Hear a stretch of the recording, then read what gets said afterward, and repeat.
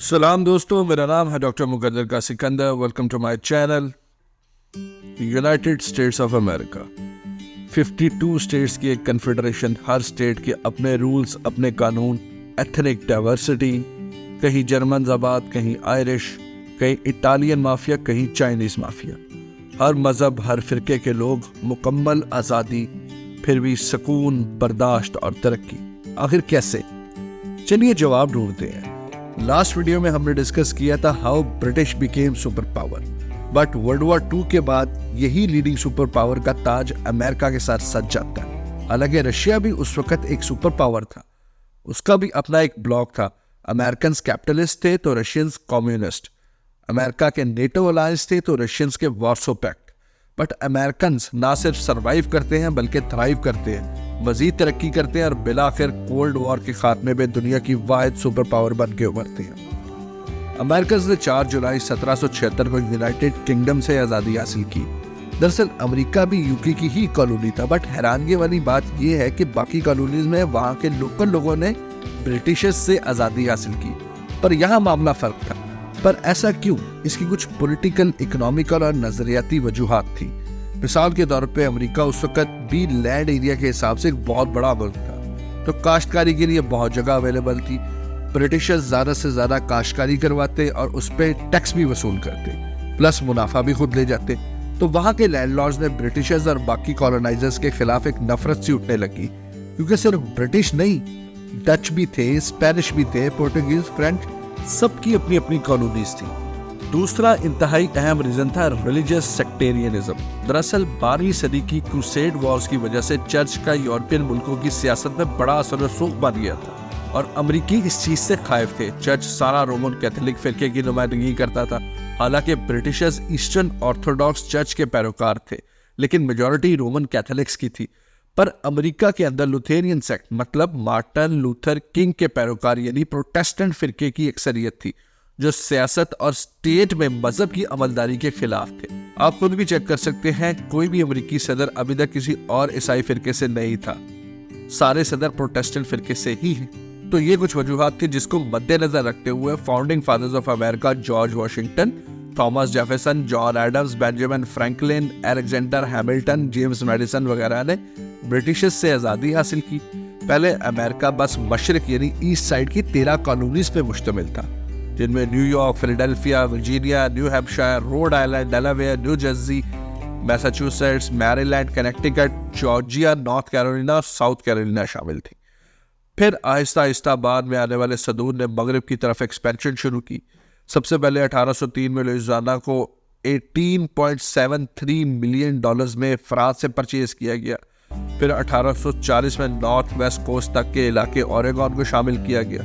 1845 में टेक्सास को United states के साथ अनेक्स किया गया, जिसकी वजह से मैक्सिको के स्पेनिश एम्पायर और अमेरिका में तनाव शुरू हुआ, जिसकी बदौलत 1846 से 1848 तक मैक्सिकन अमेरिकन वॉर लड़ी गई, जिसके बाद बकाया साउथ वेस्टर्न पार्ट, जिसमें नेवाडा, कैलिफोर्निया, न्यू मैक्सिको शामिल थे, को अमेरिका में शामिल कर दिया गया। इसके बाद 1900 तक अमेरिका पोर्टो रिको, गुआम, हवाई, अमेरिकन समोआ जैसी आइलैंड्स को अपने अंदर शामिल करता रहा। असल जैकपॉट 1867 में अलास्का की परचेज था, जो अमेरिका ने रशिया से महज $7 मिलियन में खरीदा। दरअसल अलास्का ऑयल, गोल्ड रिजर्व से माला माल रियासत। इन सारे हालात को देख के तो ऐसा लगता है कि अमेरिका ने बाकायदा सुपर पावर बनने की प्लानिंग की हुई थी, प्रॉपर तैयारी थी।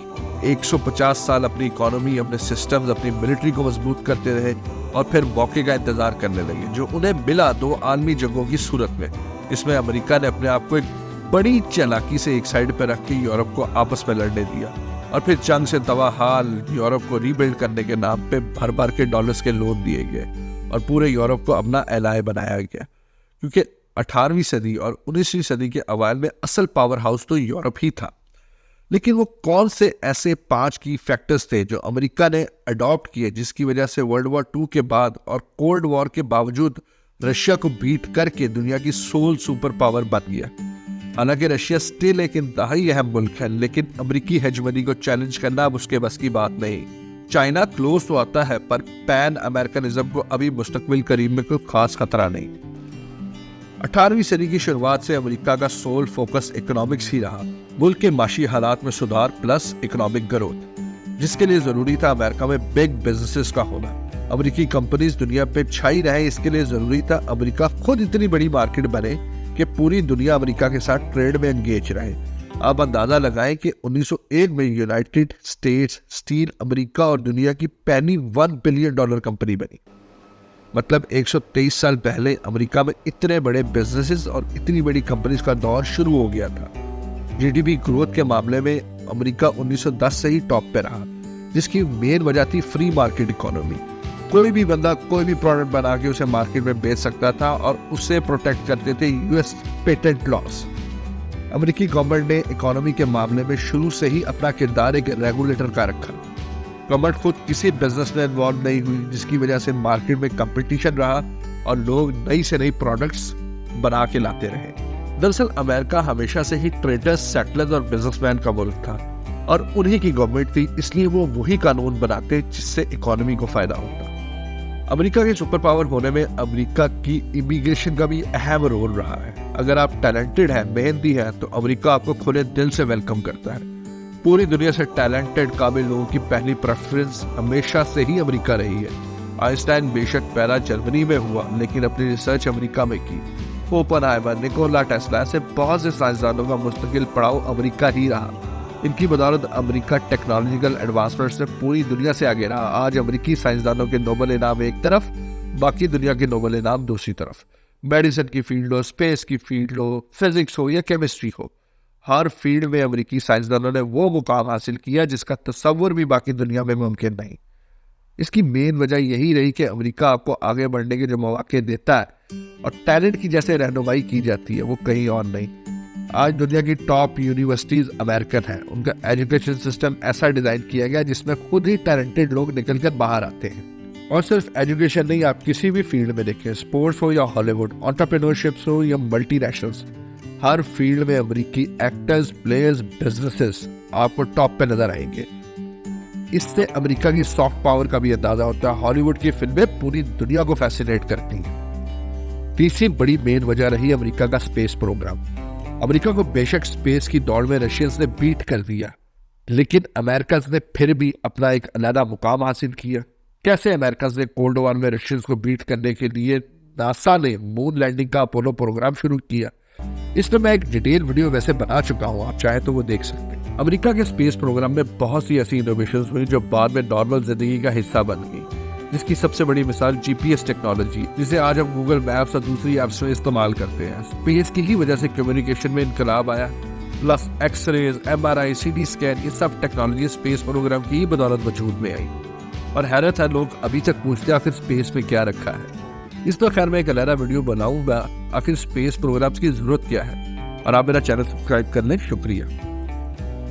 چوتھی بہت بڑی وجہ بنی پولیٹیکل اسٹیبلٹی اور انسٹیٹیوشنز کا قیام. امریکہ نے شروع سے ہی اپنا ایک کانسٹیٹیوشن بنایا جس پہ بائی ہک اور بائی کروک عمل جاری رکھا. اس میں بہت سی مشکلات پیش آئیں, لیکن قانون کی حکمرانی اور کانسٹیٹیوشن کی سپریمیسی کو کمپرومائز نہیں ہونے دیا گیا. قانون سازی ایسی کی گئی کہ ایک نیشن کے مفاد میں ہو. جب انہیں ضرورت پڑی انہوں نے سلیوری کو ختم کیا. بے شک اس پہ پورے ملک کو سول وار تک کا سامنا کرنا پڑ گیا, لیکن قانون پہ عمل داری ختم نہیں ہوئی. یہی ایک صحت مند معاشرے کی نشانی ہوتی ہے. بے شک اس کانسٹیٹیوشن میں شروع میں ریسزم اور امیر طبقات کی فیور جیسے بہت سے لوپ ہولز تھے, لیکن وقت کے ساتھ ساتھ انہیں بہتر کیا گیا. پریزیڈنشل سسٹم بنایا گیا, 2 پارٹی سسٹم رکھا جس سے فیصلے بر وقت کرنے میں آسانی ہوتی تھی. مسئلہ وہاں آتا ہے جب آپ سوسائٹی میں انصاف ختم کرتے ہیں. اگر آپ گلٹی ہیں اور پکڑے گئے تو آپ کا بچنا ناممکن ہے. یہی ایک ترقی پسند سوسائٹی کی نشانی ہوتی ہے, اور ہر بندہ اپنے کیے گا اکاؤنٹیبل ہوتا ہے. انسٹیٹیوشنز اپنی حد میں رہتے ہوئے کام کرتے ہیں اور اپنے ملک کے مفاد کو عزیز سمجھتے ہیں. 5th ریزن ہے ملٹری سپریمیسی. آف کورس آپ کی اکنامک ترقی, آپ کی خوشحالی, آپ کی سیکیورٹی کے بغیر ممکن نہیں ہے. اس بات میں کوئی شک نہیں کہ امریکہ کو اپنی جغرافی کا بہت ایڈوانٹیج رہا ہے. بلکہ ایک مشہور کہاوت ہے کہ امریکہ کسی کا ہمسایہ نہیں, لیکن ساری دنیا کے ملک امریکہ کے ہمسائے ہیں. مثلا امریکہ نے اس وقت اپنے مفادات کو پروٹیکٹ کرنے کے لیے پوری دنیا میں 800 سے زیادہ ملٹری بیسز بنائی ہوئی ہیں. اپنی جی ڈی پی کا 37% اپنے ڈیفینس سیکٹر پہ خرچتا ہے, اور جو باقی دنیا چائنا, رشیا, انڈیا جیسے ملکوں کے کمبائنڈ ملٹری اسپینڈنگ سے بھی زیادہ ہے. امریکہ کے صرف 2 ممالک کے ساتھ بارڈر شیئر ہوتے ہیں اور دونوں کے ساتھ کوئی بارڈر تنازع نہیں ہے. اس کے برعکس چائنا، انڈیا، رشیا، جاپان سب ایک دوسرے کی ٹیریٹریز کو کلیم کرتے ہیں اور یہ معاملات اتنے پیچیدہ ہیں کہ کسی بھی وقت جنگ میں تبدیل ہو سکتے ہیں، جو ان ملکوں کے لیے بہت بڑا ڈس ایڈوانٹیج ہے.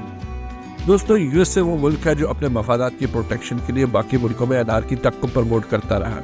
کولڈ وار کے دوران بہت سے ملکوں میں صرف اس وجہ سے رجیم چینج کروا دی گئی کہ وہ کہیں رشیا کے کلوز ہو کے کمیونسٹ نہ ہو جائیں. اب ایسا نہیں ہے کہ امریکہ نے ان اقدامات کی قیمت کبھی نہیں چکائی. امریکی معاشرہ جیسے زوال کا شکار ہو رہا ہے وہ اسی کیپٹلسٹ نظام کا ہی شاخسانہ ہے. لیکن you have to pay the price. آپ کو کچھ پانے کے لیے کچھ کھونا پڑتا ہے. سیکریفائس مسٹ ہے. ہر چیز کی قیمت ہے جو آپ کو ادا کرنی پڑتی ہے. امید ہے آپ کو ہماری یہ ویڈیو پسند آئی ہو.